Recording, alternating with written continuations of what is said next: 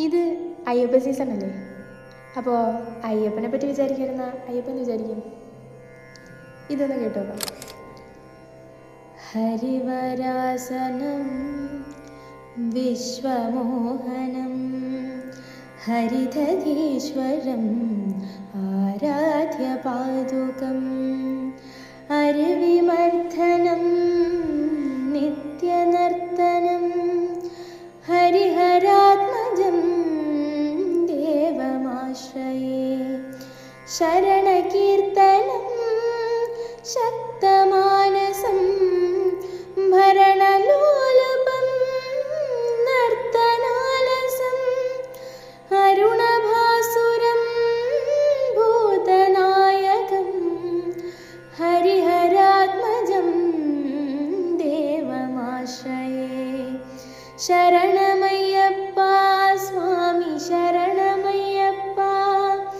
ശരണമയ്യപ്പ സ്വാമി ശരണമയ്യപ്പ പ്രണയസത്യകം പ്രാണനായകം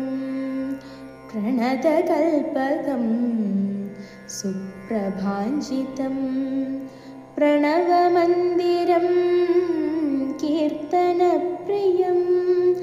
ഹരിഹരാത്മജം ദേവമാശ്രയേ തുരഗവാഹനം സുന്ദരാനനം വരഗദായുധം ദേവവർണിതം ഗുരുകൃപാകരം കീർത്തനപ്രിയം ഹരിഹരാത്മജം ദേവമാശ്രയേ ശരണമയ്യപ്പ സ്വാമി ശരണമയ്യപ്പ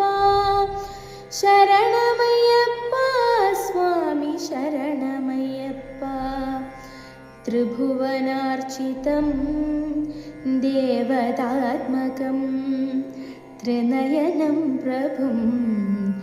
ദിവ്യദേശികം ത്രിദശപൂജിതം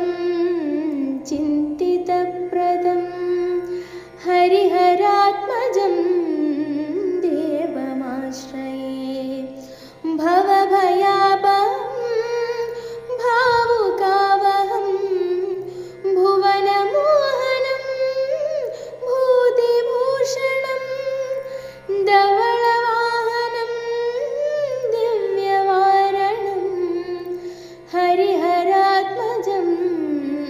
ദേവമാശ്രയേ ശരണമയ്യപ്പ സ്വാമി ശരണമയ്യപ്പ ശരണമയ്യപ്പ സ്വാമി ശരണമയ്യപ്പ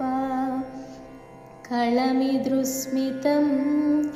സുന്ദരാനനം കളഭകോമളം ഗാത്രമോഹനം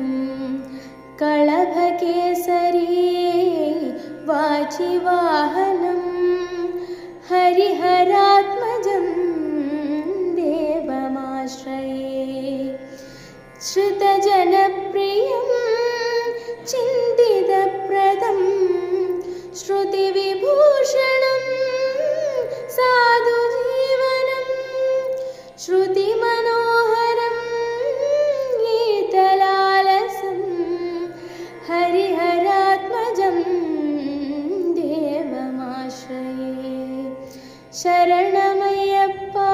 സ്വാമി ശരണമയ്യപ്പ ശരണമയ്യപ്പ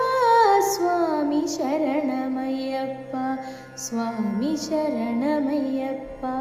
സ്വാമി ശരണമയ്യപ്പ